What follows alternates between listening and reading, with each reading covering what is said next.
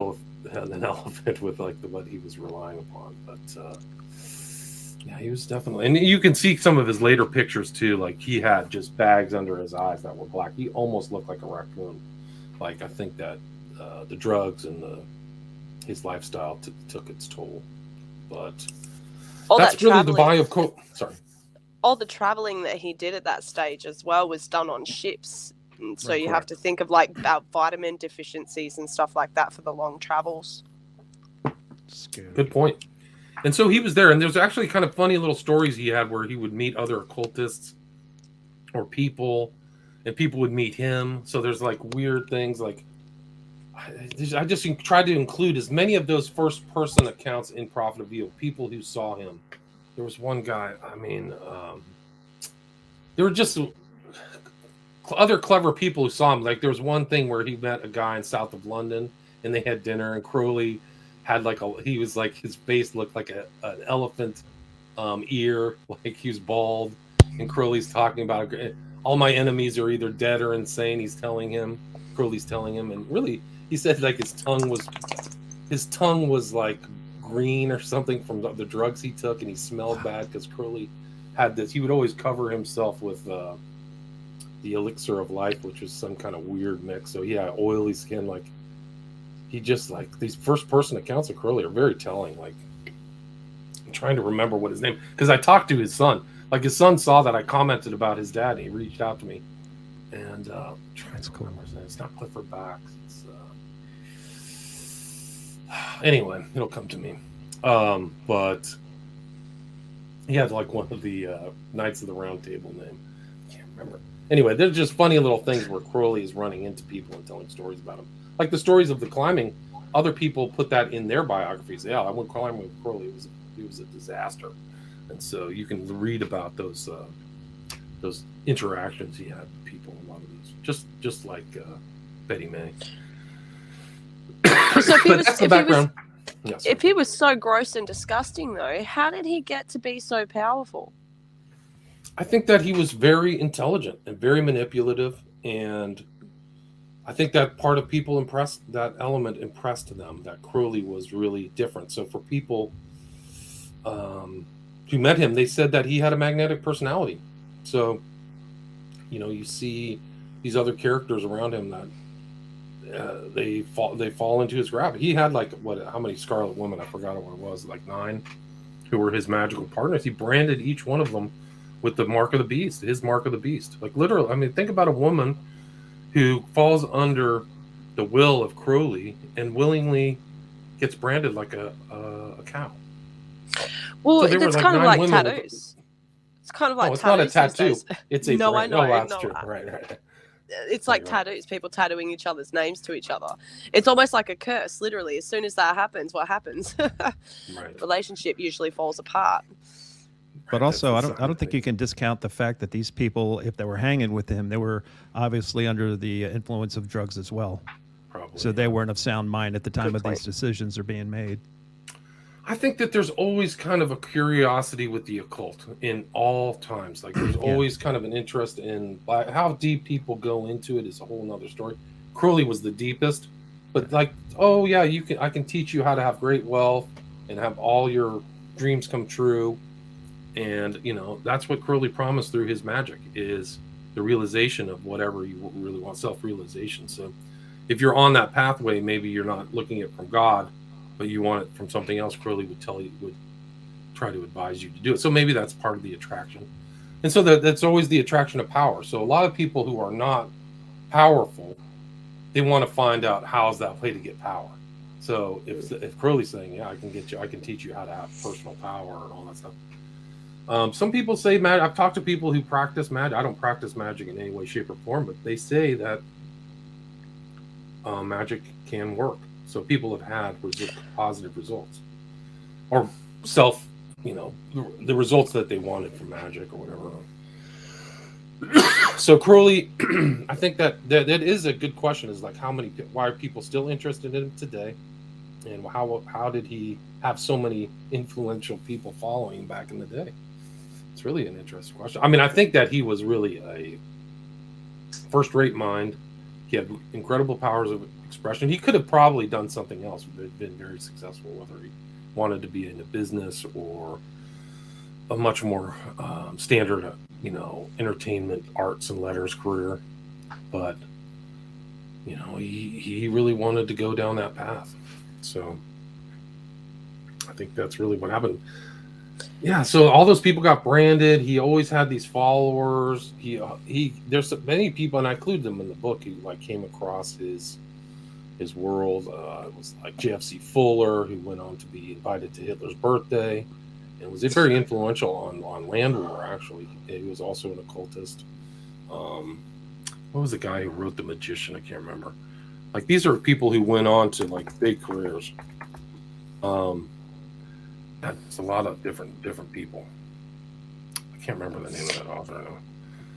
Anyway, but the important thing about Crowley that leads up to 9/11 is his numerology was a reflection of his ideology. So 11 represented so many things in Crowley's kind of outlook, and it's included in the Book of the Law. This most important thing that happened to him was the reception, so he says, of a book in 1904 in Cairo, Egypt, after going to see Stella of Revealing, book 666, which supposedly tells him the Book of the Law. That's right.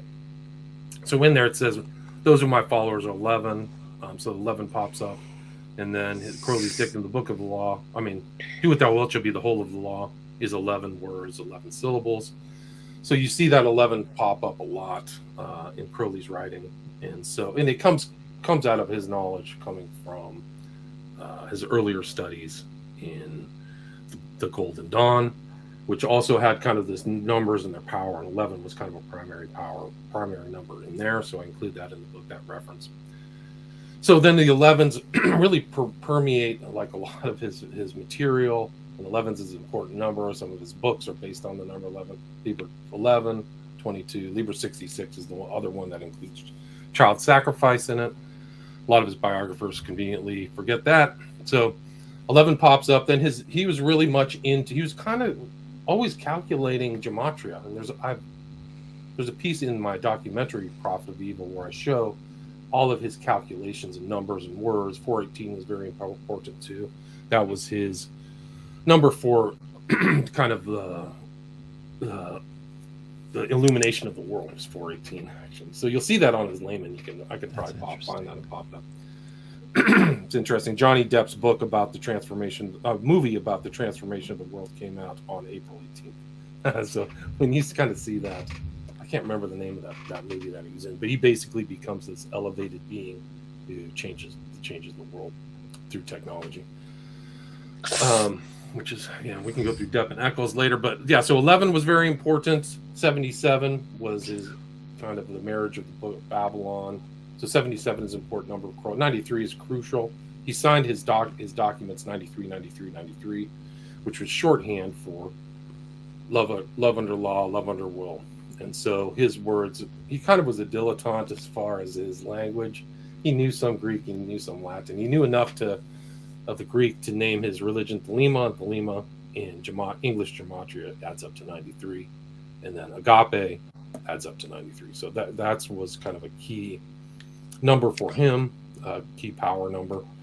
And then 175, you can look up Liber 175. It's kind of a reference, and it's a common reference to a lot of occultists. If you're really kind of a Lucifer worshiper, you adore him, and that's what 175 is. And so you'll see all those numbers integrated all throughout the 9/11, even integrated in the architecture of the World Trade Center. So that kind of signals that there's definitely an occult subtext to the entire 9/11 event. The dates, it just, some people still think that 19 terrorists committed that, and I feel sorry for them. Well, anytime you see the number 19, that should be a red flag that something's wrong. COVID-19, 19 hijackers, on and on and on. Yeah, I would say so.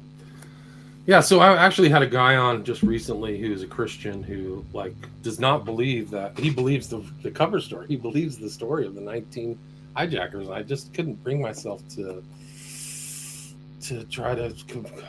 If you believe that passport story, I got a bridge to sell you. Yeah, no, there's so many whoppers there. I got some sand. Yeah, there's just so many whoppers like that they took down these planes and nobody fought and Let's roll. box knives. Like, yeah, there's everything is fake. It's, Yep. And they can't.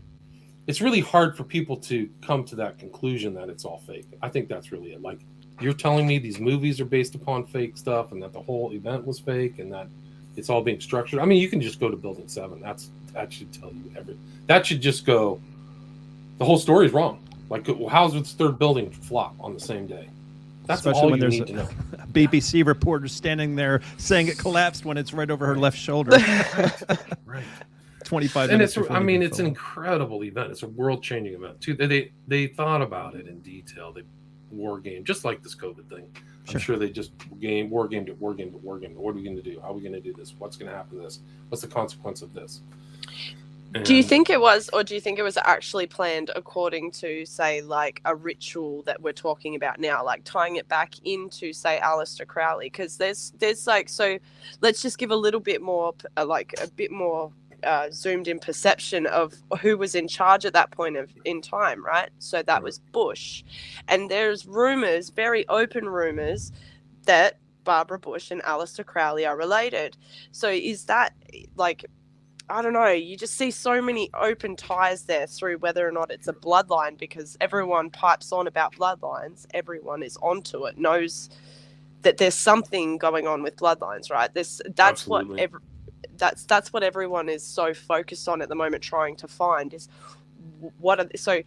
Okay, so my two questions for you. Have you found any real proof that that Aleister Crowley and the Bush family are blood related? No proof, but the timing of her mother being in France and knowing people who knew Crowley is confirmed. So it is. What was her name? It's her mom. So go. I mean, you have to look at the elite of the U.S. The city of light was Paris, so people always wanted to go to Paris. That was kind of like the, intellectual, creative people always were going to Paris at that time. Not anymore today; it's a disaster. But back in the day, back at the turn of the century, it was really something else. And so that was there. Crowley had left the Abbey of Thelema. He came back. He had this guy, Frank Harris, was also kind of in the same thing. Harris and Crowley were together. Crowley writes about it. He was doing magical workings there. I think he actually ran into, at this time, it was, Stravinsky, not Stravinsky. Who's the other kind of like occultist at that time? It was Ouspensky? No. Anyway, Blavatsky? It was it the not girl, the Blavatsky. lady? No. It was another guy. I can't remember his name right now. Yeah. But anyway, some of these names I'm not remembering. I should. Anyway, Harris and his wife, and Crowley was doing something called ECL at the time. He was doing his magical workings are they're all guided, shielded in confusing language, but ECL is easy to figure out. Eratocomatose lucidity, which was you basically have sex as much as possible, and then you kind of go into kind of some post-yogic state where your spirit leaves your body and you travel through the planes, right? Planes of existence. So the job of that, to maintain that, you have to have servitors. And the rumor is that Barbara Bush's mom was one of those servitors, but she knew Frank Harris's wife, and that was really it. So and the timing is about right. I think Barbara Bush was born in 26 or 27, and she looks just like Crowley. I mean, she looks like a freaking carbon copy. His head's the same. One of the distinguishing characteristics, one of the you can just overlook them. They look the same. They act the same. Yeah. But like, when there was that big, storm and it hit Louisiana, if you remember that, and all those people had to go into the stadium, and there was like rapes and people were going to the bathroom and all this horrible stuff. And she's like, oh no, this is so good for them. This is really the great spot. Like, she had the same attitude of Crowley towards these poor, hapless people who had just gotten hit by a hurricane. I can't remember which hurricane it was that destroyed Louisiana. But she says statements like that all the time, weird things. But she looks like him, but Crowley's, one of the distinguishing characteristics, other than his huge bags under his eyes when he was older, was that he had a big head. He had a big head for his body. And you can see pictures from one of his one of his hiking expeditions, you can just see how skinny he is and how big his head is. In some of his pictures, you will see him wearing a